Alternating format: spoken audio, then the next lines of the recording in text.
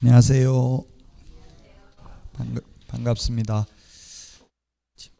밖에는 지금 봄비가 내리고 있네요. 황사비라고는 하는데, 자, 이번 주 공부할 내용 보도록 하겠습니다. 지난주에 공부한 게 시험에 8문제 정도 출제됩니다. 등록 기준. 등록이라는 것은 우리 등기법에서 등기, 지적법에서 등록 다 같은 뜻입니다. 등록, 오를 등자, 기록할 녹자, 기록을 올리는 걸 등록이라고 합니다. 그래서 등록 대장에다 기재하는 게 등록이죠. 등록할 한자를 우리는 개업 공인중개사라고 했습니다. 첫 주에. 그래서 등록 절차, 이 말은 개업 절차입니다. 개업하려면 자격증 따야 됩니다. 법인의 등록 기준 암기 프린터 3번에 있는데 5개, 시험에 나올 확률 95% 정도 됩니다. 꼭 기억을 해야 되겠고요. 법인의 등록 기준. 자, 그 다음에 등록 절차인데, 등록관청에 등록 신청하면 7일 이내 등록 처분 통지를 해줍니다.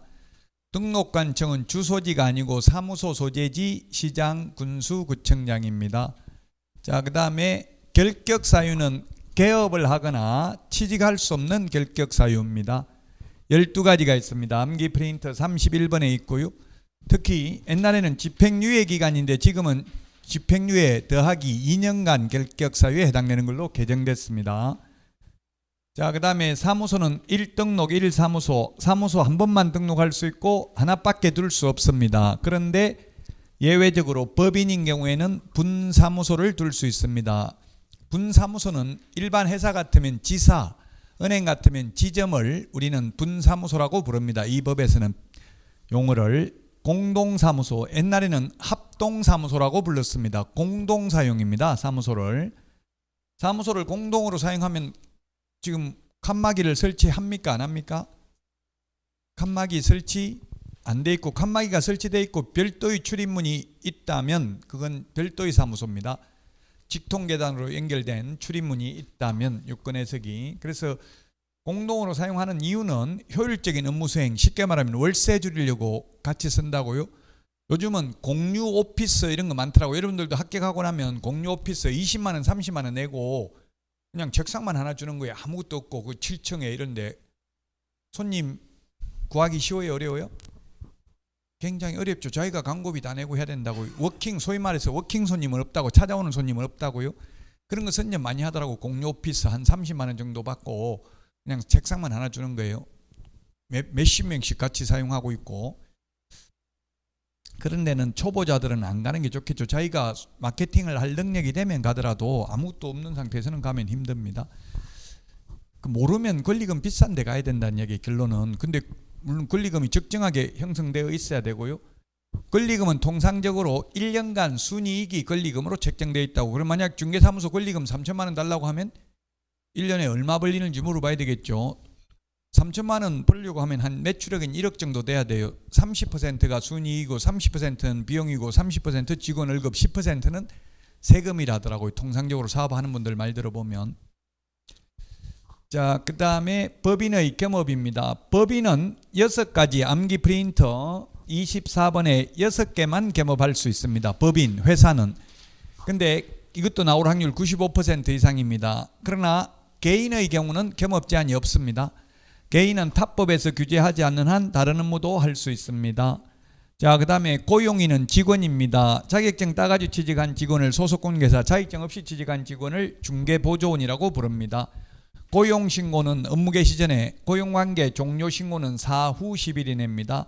중개보조원은 채용상한제, 개공, 소공을 합한 숫자의 5배수를 초과해서 고용하면 1년 이하의 진행이나 1,000만 원 이하의 벌금에 처하며 반드시 등록을 취소해야 됩니다.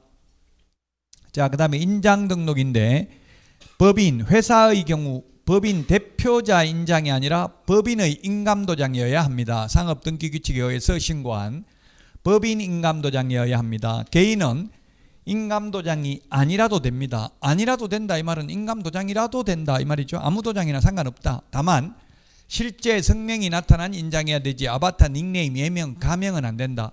그 크기는 7mm 이상 30mm 이내인데 시험에 10mm 이상 40mm 이내 X 이런 식으로 출제됐다. 자, 그 다음에 휴업, 폐업, 재개, 변경 신고 모두 사전 신고고요. 3월 초과해서 휴업하는 경우만 신고하고 한 번 신고하면 6개월간 휴업할 수 있습니다. 다만 징집으로 인한 입영, 치약, 질병으로 인한 요양, 임신, 출산의 경우 6개월 초과할 수 있습니다. 6개월 초과 무단 휴업하면 등록을 취소할 수 있습니다. 자, 오늘 공부해야 될 내용 중개계약, 일반 중개계약, 전속 중개계약이 있고요. 부동산 거래 정보망, 그 다음에 의무와 책임에서 확인 설명 의무, 계약서 작성 의무, 손해배상을 보장하기 위한 보정 설정 의무, 금지행위, 하면 안 되는 거 부작위 의무죠. 금지행위, 하면 안 되는 의무입니다. 나머지는 해야 되는 의무고요.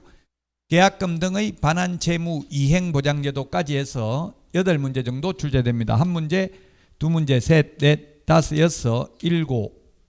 이게 8문제, 여기서 2문제, 3문제까지 나올 수 있고요. 계약금 등의 반환 채무 이행 보장 제도는 2, 3년에 한 번 정도 나옵니다. 해마다 나오지는 않는 파트입니다. 자, 그러면 중개계약이 뭐냐, 거래계약이 뭔지 이거는 구분을 해야 된다. 시험에 출제됐습니다. 시험에 중개계약은 의뢰인들끼리 맺는 계약이 중개계약이다. X죠. 의뢰인들끼리 맺는 것은 거래계약입니다. 매매계약, 교환계약, 임대차계약, 이게 거래계약이고요. 거래계약, 중개계약 둘 중에 뭘 먼저 체결합니까? 중개계약. 우리 집 팔아주세요. 예, 팔아드리겠습니다. 팔리는 게 거래계약이죠. 팔려서 맺는 계약이. 그래서 중개계약을 먼저 맺습니다. 이 중개계약의 종류에 일반 중개, 전속 중개, 독점 중개, 순가 중개, 공동 중개, 단독 중개 뭐 이런 게 있는데, 정액 중개, 정률 중개 이런 게 있는데, 법조문에 있는 중개계약의 종류는 딱 2개밖에 없습니다. 우리 공인중개사법에는 일반 중개계약하고 전속 중개 2개밖에 없습니다. 명문 규정이 있는 거는. 나머지는 우리나라에 명문 규정은 없습니다. 법에는. 뭐 미국이나 외국은 거의 독점 중개입니다. OECD 국가는. 독점 중개는 누가 계약을 성사시켰든지 상관없이 무조건 독점을 맺은 개업공개사가 중개보수를 받는 게 독점 중개입니다. 그래서 외국 가서 저도 충격을 받았는데, 외국에는 아예 매물 정보에 매도인 전화번호까지 다 공개되어 있어요. 정보망에. 우리나라 같으면 주인 전화번호 적혀 있으면 주인하고 직접 전화해서 계약해버리면 중개보수 받기 어렵죠. 우리나라에서는. 근데 외국은 독점 중개니까 무조건 독점 중개 계약을 맺었으면, 거래가 이루어지면 누가 계약을 성사시켰든지 상관없이 독점을 맺은 개업공개사에게 중개보수를 지급해야 된다. 그래서 저도 우리나라도 빨리 독점 중개를 도입하자 이렇게 건의를 하니까 국토부에서는 아직은 시기상조다. 왜냐하면 우리나라 개업공개사 11만 8천여 명이 있는데 그중에 수준 차이가 너무 난다. 아주 뛰어난 분도 있고요. 완전히 아직 옛날에 무식하게 중개업하는 분도 있고, 무식하다 말을 하면 안 되는데 정부에서 그런 기조를 가지고 있더라고요. 수준차가 많기 때문에. 이 독점을 해놓고 배타적 권리를 인정했는데 아예 능력 없는 사람한테 맡겨놓고 다른 데 내놓으면 위약금 물어야 되잖아요. 다른 데 내놔가지고 그래 하면 그 무능한 사람한테 그 독점을 맺어놓으면은 오히려 손님들이 피해본다. 이런 인식을 가지고 있더라고요. 정부에서는. 그래서 독점 중개는 없습니다. 자, 일반 중개인데요. 일반 중개라는 거는 뭐냐면, 일반 중개라는 것은 의뢰인이 여러 개업 공인중개사에게 경쟁적으로 중개를 의뢰하여 이 중에서 가장 먼저 거래계약을 성사시킨 개업공개사 한 명에게만 중개보수 지급하면 되겠죠. 제가 서울에 마포, 레미안, 푸르지우가 있더라고요. 마레프. 여기에 가보니까 중개사무소가, 누가 집을 팔아달라고 해서 가보니까 50개가 있더라고요. 중개사무소가. 50군데 집 내놓으려고 하면 하루 종일 걸리겠더라고요. 가면 10분 정도는 이야기해야 되니까. 그래서 제가 간판 그냥 휴대폰 가지고 사진만 찍어 가져와서 집에서 전화로 내놨어요. 전화로 내놓으니까 별로 좋아하지도 않더라고. 우리도 물건이 있다 하고 뭐 이런 식으로 하고 별로 반가워하지도 않아요. 전화로 내놔도.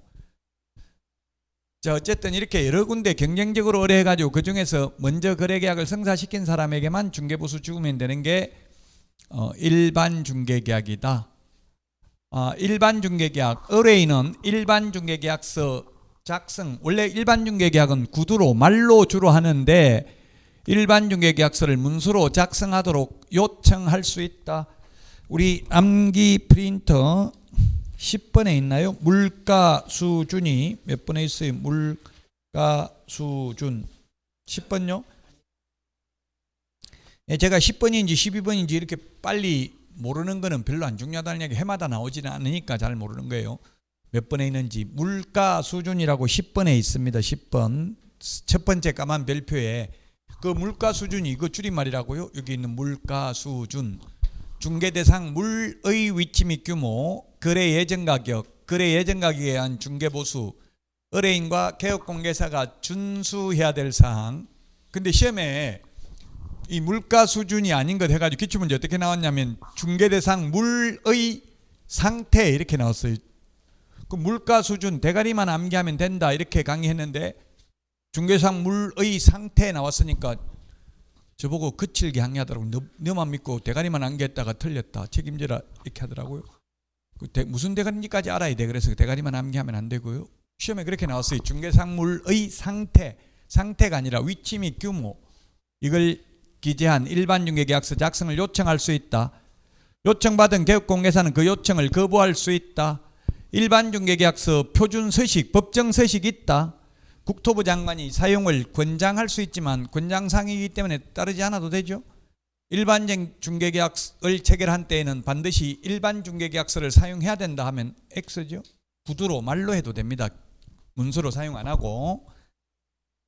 자, 시험에 이제 해마다 나오는 게 전속입니다. 일반은 해마다 나오지 않고요. 전속이란 연예인들이 매니지먼트사에 전속을 하는 것처럼 특정한 개업공개사에 하나여 중개를 일임하는 중개계약을 전속 중개계약이라고 합니다. 그래서 전속 중개계약을 체결하고 안 하고는 자유입니다.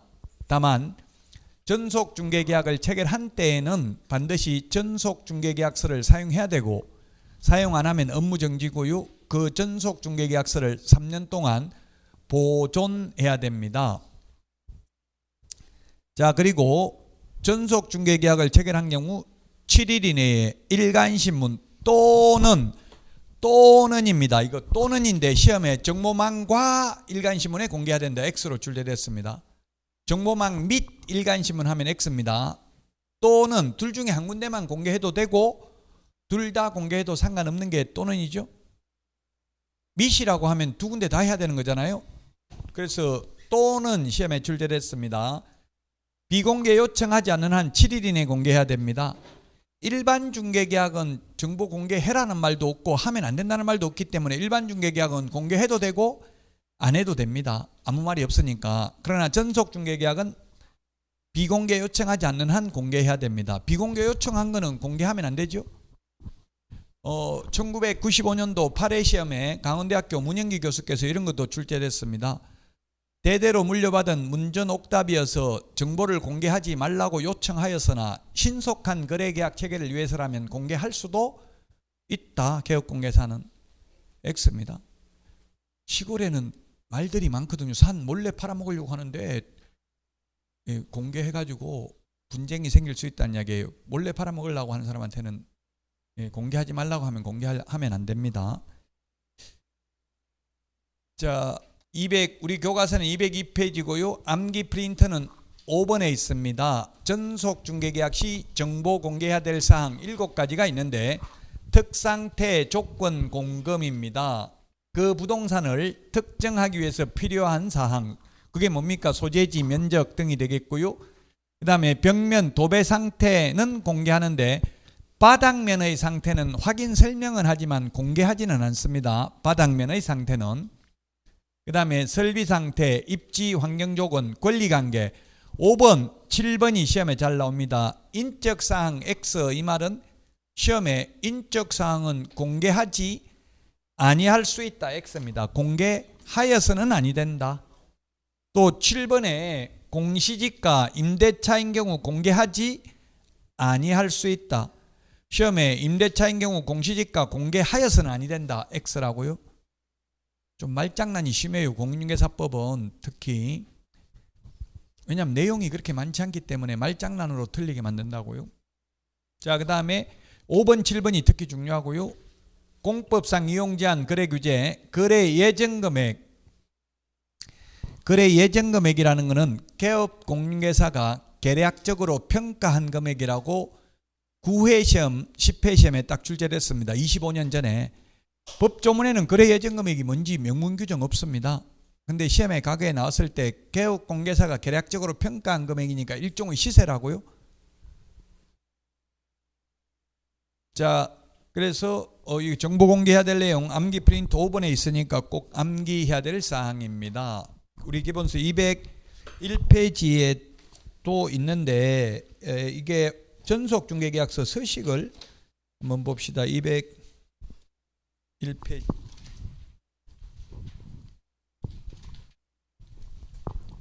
201페이지도 있습니다만은 208페이지 한번 보세요. 208페이지 전속중개계약서 서식 맨 위에 어의 의무사항이라고 있네요. 1, 2, 3번 잘 나옵니다. 시험에 206페이지 전속중개계약서 서식 201페이지도 있습니다. 똑같은 내용이에요. 2주일에 1회 이상 업무 처리사항을 문서로 통지해야 된다. 개업공개사는. 왜냐하면 딱 한 사람한테만 맡겨놨는데 여러 군데 내놨으면 좀 덜 불안하잖아요. 여러 군데서 어디 연락이 아무도 안 오면 아 그래 잘 안 되나 보다 이렇게 생각할 수 있는데 딱 한 사람한테만 맡겼는데 아무 말이 없으면 불안하잖아요. 지금 손님이 보고 가는지 안 보고 가는지. 그래서 2주일에 1회 이상 업무 처리사항을 문서로 통지해야 됩니다. 시험에 2주일에 1회 대신에 일주일에 2회 X, 코미디언 2주일에 1회입니다. 그리고 통지 방법에는 아무런 제한이 없다. X. 반드시 문서로 해야 됩니다. 구두로 하면 안 되고요. 이때 문서는 팩스, 카카오톡, 문자 메시지, 이메일 다 가능한 것으로 해석하고 있습니다.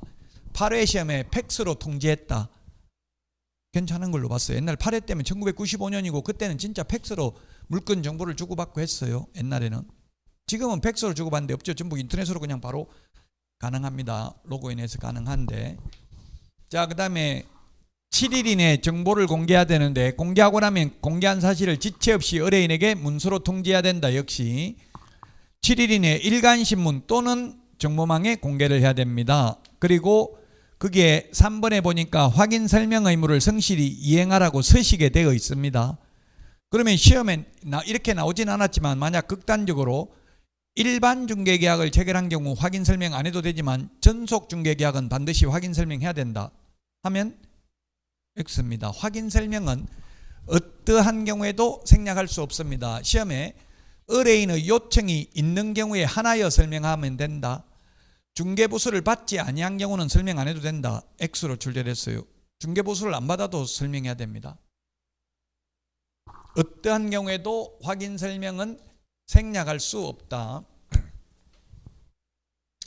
저한테 15년 전에 강의 들었다고 인터넷에서 제 전화번호를 검색해가지고 연락 왔더라고요. 조금 무섭긴 하더라고요. 인터넷에 제 전화번호가 어딘가는 공개되어 있다고 하니까. 그 왔는데 그분은 빌라 30년 된 빌라를 중개했는데 이게 전쟁에서 물이 새나 봐요. 한 2주 동안 안 새다가 계약하고 나서 들어가니까 물이 샜대요. 그래가지고 2천만 원 손해배상 해달라고 개업공개사와 매도인을 연대 채무자로 해가지고 소송을 제기했대요. 그 제가 15년 전에 강의할 때 눈에 보이는 것만 설명하면 되고 눈에 안 보이는 거는 설명 안 해도 된다 이렇게 강의를 했대요. 저는 그렇게 강의한 기억이 안 나는데 어쨌든 그렇게 들었다고 하니까 참 난감하도록 제가 제 시킨 대로 해가지고 한 것처럼. 근데 법에는 그런 건 없어요. 눈에 보이는 것만 설명하면 된다 이런 말은 없죠. 분쟁이 생기면 눈에 안 보이는 것도 책임의 소재에 있어요. 그러나 제가 볼 때 책임이 그렇게 크지는 않을 거예요. 눈에 안 보이는 것까지 벽 다 뜯어가지고 확인할 수는 없잖아요. 현실적으로. 그래서 아마 책임이 그렇게 크지는 않을 거고 2천만 원 청구했으면 한 몇십만 원 하라고 할 수는 있어요. 제가 볼 때는. 너무 제가 겁먹지 말고 그냥 변호사 없이 한다더라고요. 나홀로 소송한다고. 그래서 답변서 이제 적어내야 되는데 눈에 안 보이는 걸 그러면 뭐 뜯어가지고 다 볼 수는 없는 게 현실적이지 않냐. 그렇게 뭐 하고 나가서 그냥 변론하면 큰 문제는 그렇게 큰 책임은 없을 거라고는 말했는데 모르겠어요. 이제 재판 결과 나오면 알려달라고는 했는데 그 법률 구조공단에 가서 한번 상담은 해보라고 했어요. 법조문에 없는 거는 딱 명확하게 손해 책임이 전혀 없다. 뭐 100% 있다. 100%라는 건 없어요. 민사상 손해배상 청구하면 손해배상 2천만 원 청구한다고 2천만 원 다 주라 소리는 절대 안 합니다. 지금 뭐 SK 그 회장 소송하는 거 보니까 뭐 아마 손해배상 위자료 몇 조 달라고 한 것 같던데 몇 조. 절대 그렇게 안 주죠. 달라는 대로 다 안 줍니다. 손해배상은 무조건. 100%라는 건 없어요. 거의 많이 인정되면 통상 50% 이렇게 되는 경우가 많아요. 그 2천만 원 제가 어떻게 해서 2천만 원 들었냐 꽂힌 데 물어보니까 뭐 꽂힌 데는 한 몇백밖에 안 들었는데 정신적 손해하고 뭐 이런 거 다 해가지고 이것저것 고통받은 거 해가지고 2천만 원이다 이렇게 하더라고요. 정신적 손해는 현실적으로 거의 인정이 안 됩니다. 소송하면 거의 인정이 잘 안 돼요. 입증을 해야 되는데 손해가 발생했어 뭐 정신적 손해 어떻게 발생했다고 돈으로 환산해가지고 입증하겠어요 그게. 자 어쨌든 그래서 보통 특약을 이런 걸 많이 넣죠. 그 매수인은 현장 확인 후 현 시설 상태로 계약하기로 함 이런 특약을 많이 넣어요. 그럼 잘못돼도 분명히 그 지금 있는 그대로 계약하기로 했잖아. 안 보이는 거든 보이는 거든 현 시설 상태로 계약하기로 함 이런 걸 적는 게 좋아요. 나중에 딴소리 하는 경우가 많거든요. 뭐 개업공개사가 신도 아니고 그걸 모든 걸 다 알기는 현실적으로 어려운데도 불구하고 분쟁이 생기면 논란의 여지는 있다. 손해배상 책임의 여지는 좀 있다는 이야기입니다. 자, 그 다음에 의뢰인의 의무입니다. 역시 203페이지에도 있고 그 206페이지 그 밑에 갑의 권리 의무사항 갑 206페이지 봅시다. 206페이지 보니까 이번에 갑의 권리 의무사항 있죠? 갑이 의뢰인입니다.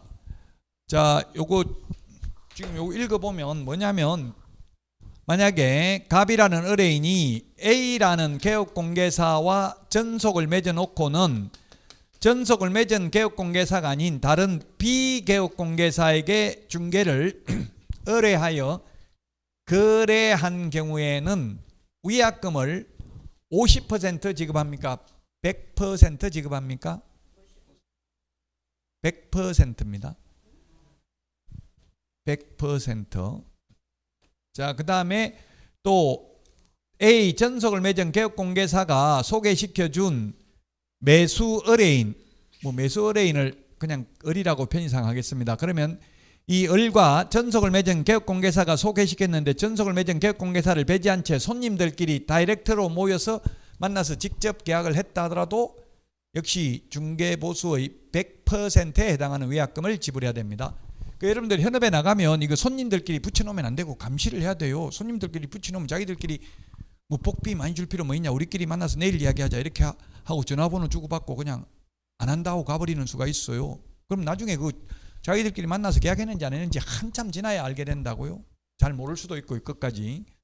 자, 이 경우에도 2번도 역시 100%입니다. 중개보수. 자, 그런데 의뢰인 스스로 발견한 거래 상대방을 을이라고 편의상 하고요.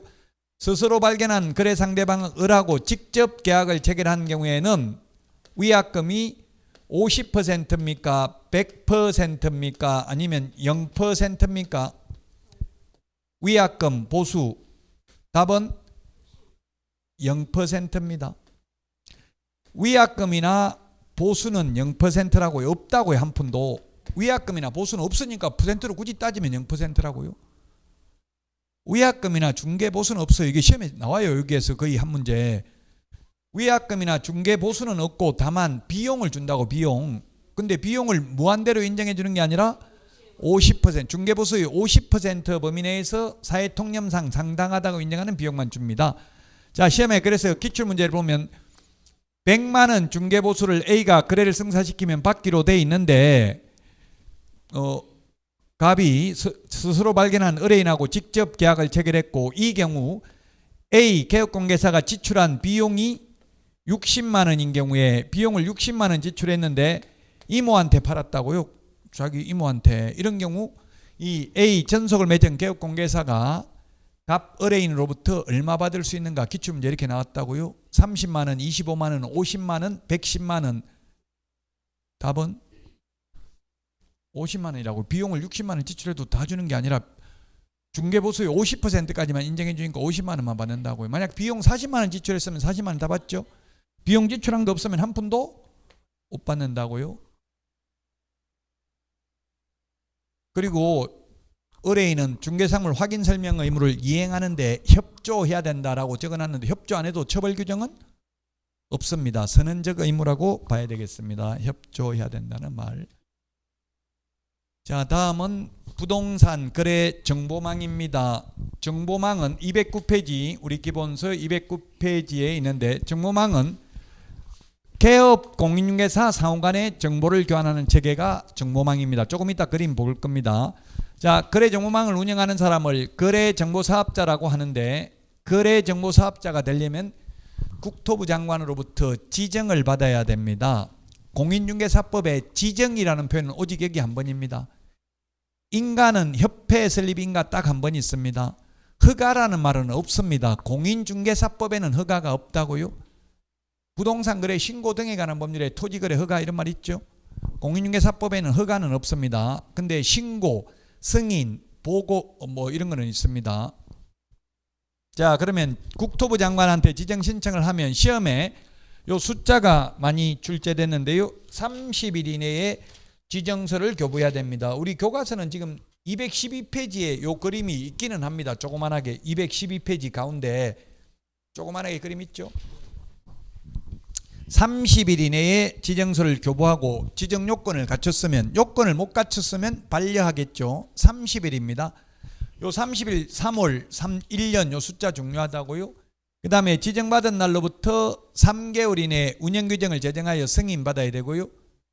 그리고 지정받은 날로부터 1년 이내에 정보망을 설치 운영해야 됩니다. 1년 대신에 2년 6개월 X로 출제됐습니다. 자, 지정 요건입니다. 암기 프린터는 7번에 있습니다. 7번 지정 요건 5 빼기 2는 3이다. 이렇게 암기하시면 됩니다. 전국적으로 500명 이상 2개 이상의 시도에서 각각 30명 이상 5 빼기 2는 3이다. 왜냐하면 이 30명 대신에 20명 이렇게 낼 수 있거든요.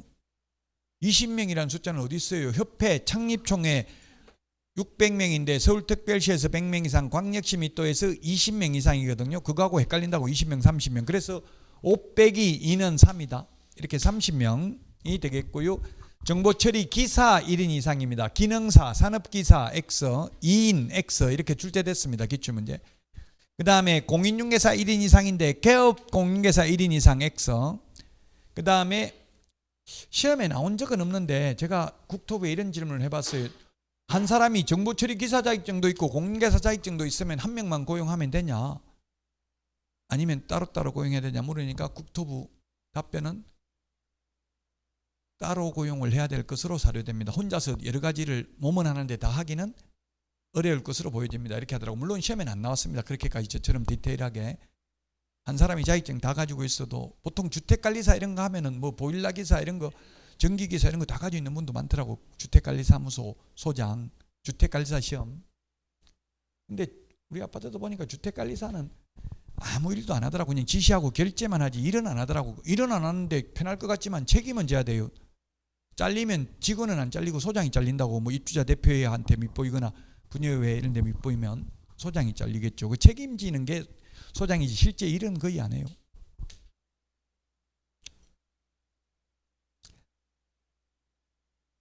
자, 그 다음에 요거 4번 출제되는데 용량이 뭐 몇 메가바이트인지 이런 거 암기할 필요 없고요. 이 용량을 누가 갖춰야 되냐면 메인 서버를 운영하는 거래정보사업자 될 사람이 컴퓨터가 커야 되고요. 회원으로 가입하려는 개업공개사 컴퓨터가 커야 되는 게 아니라고요.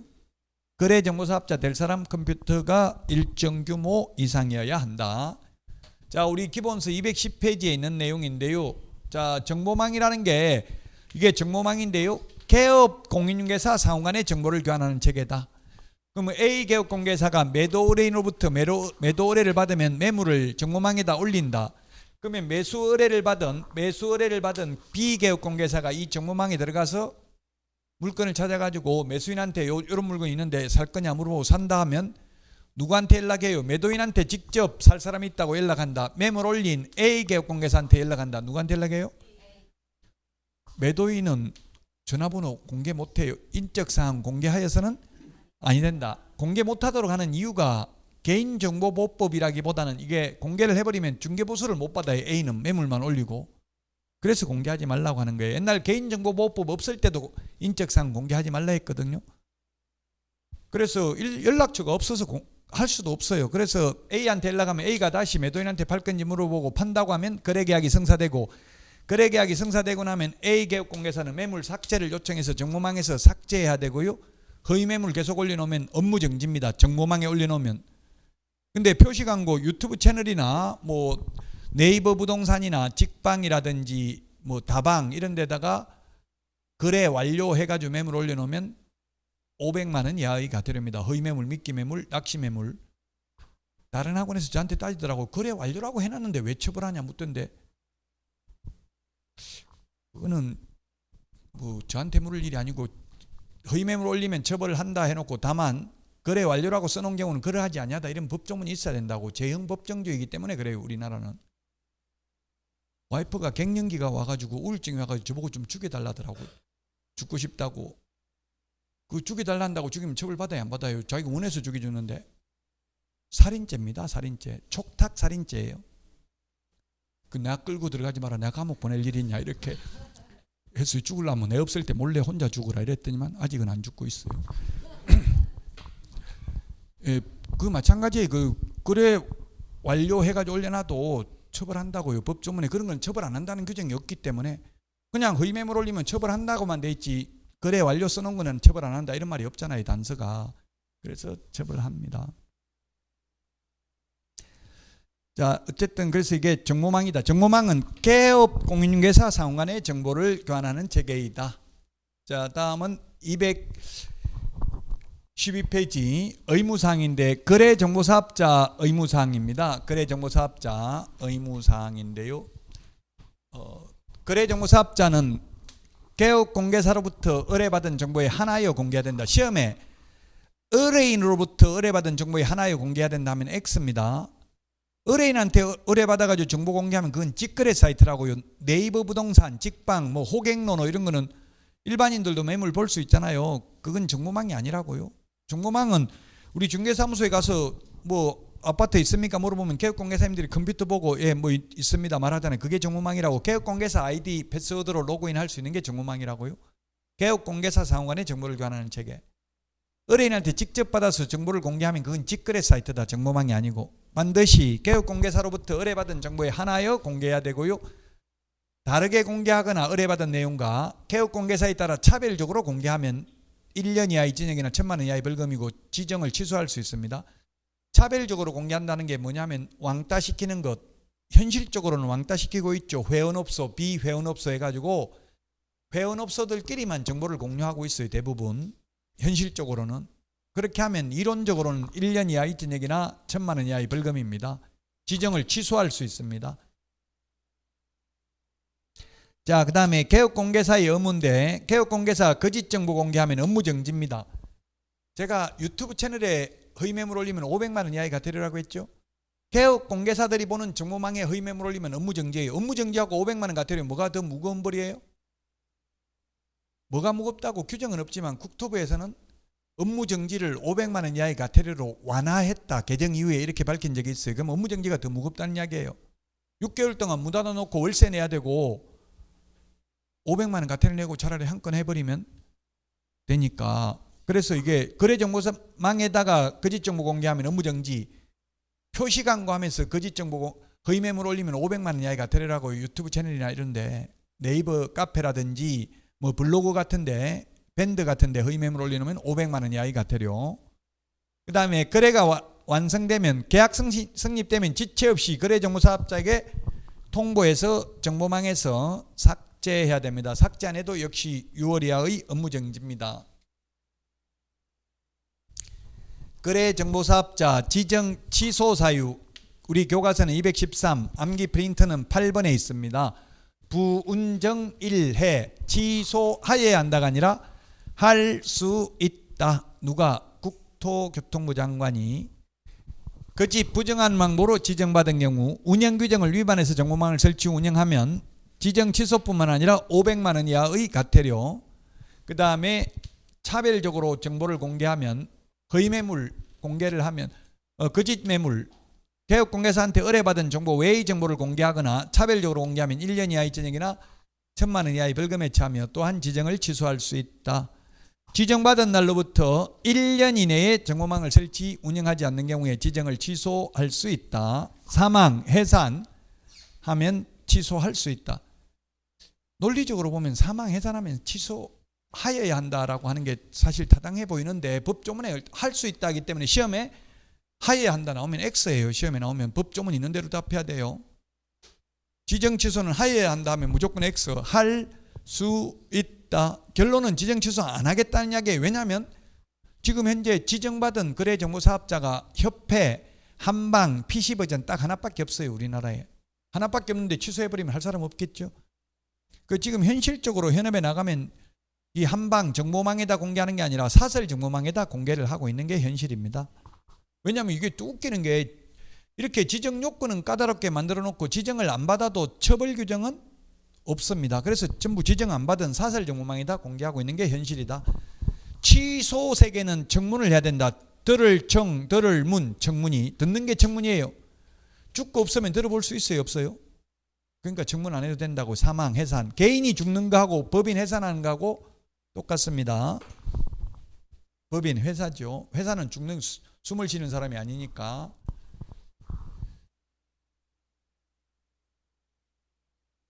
자, 여기까지 하고 기본 윤리부터는 쉬었다 하겠습니다. 오늘 문제 풀어보시기 바랍니다.